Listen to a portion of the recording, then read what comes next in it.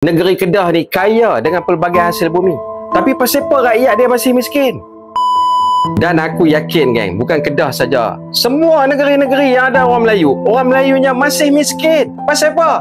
Core aktiviti utama yang di Kedah ni adalah menanam padi. Buat bendang, orang Kedah kata.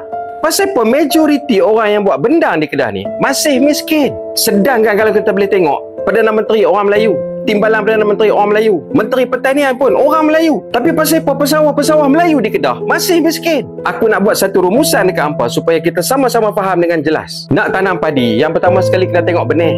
Kalau benih elok, hasil pun elok. Masalahnya benih-benih yang dibekalkan melalui skim subsidi tu semua hauk pun. Dahlah harga mahal. Harga makin hari makin naik. Dan jangan kita lupa, hasil daripada naiknya harga diesel tu menyebabkan kos untuk menanam padi ni naik berganda. Kos membajak naik, kos mesin padi naik, kos lori naik. Membajak tu duk mengalah ni, pakai kubota, pakai traktor tu.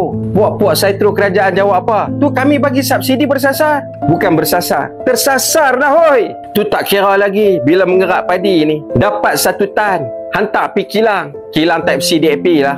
Dia potong pula 40%, 30% daripada hasil tu. Jadi apa yang aku boleh simpulkan? Daripada benih sampailah ke beras sana, ke semua player-player ni dikawal oleh kartel. Dan subsidi-subsidi yang dikatakan tadi ni, subsidi benih, baja, racun, semua ni bukan dapat terus kepada petani, dapat dekat pok-pok kartel ni lah. Jadi siapa yang untung? Petani ke kartel? Setro kerajaan kata pula orang Melayu ni malas, tak berdaya saing, tak menguasai cara penanaman yang betul. Weh, barua-barua, sebelum mai pendatang-pendatang ni, orang Melayu lah yang duk tanam padi ni. Dari zaman tok moyang, tok nenek kami lagi. Macam mana nak untung?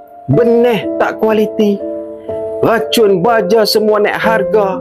Kos untuk membajak kerak padi, lori pun naik. Subsidi, insentif semua tak terus dapat kat petani, dapat kat kartel. Yang kerajaan janji nak bagi insentif tertentu, tiba-tiba dah tak dapat. Apa tahu tak? Benih yang tak elok tu, tanamnya padi, tumbuhnya lalang. Kita tabur padi, tumbuh keladi agai. Macam mana nak untung? Aku ingatkan lepas naiknya kerajaan Madani ni, betul-betul dia nak reformasi. Tapi rupanya aku nampak duk jadi payit kartel je. Duk jadi barua kartel ya aku tengok. Hampa tengok dia umum kata nak tangkap dan bicarakan kartel. Sampai hari ni tak ada sekok kartel pun dibicarakan. Apa yang aku nampak bila Pak Tani ni buat bendang selalu rugi. Last sekali sampai kena jual gadai tanah tu dekat kartel lah. Kartel pokok type DAP lah. Jadi orang Melayu kita akan makin susah, makin mundur. Last sekali tak ada tanah. Apa tengok Penang? Apa tengok Singapura? Apa tengok yang berlaku di Palestin? Jangan benarkan benda tu berlaku di sini. Orang Melayu, kita kena bangkit hukum depan ni pada PRU ke-16 nanti.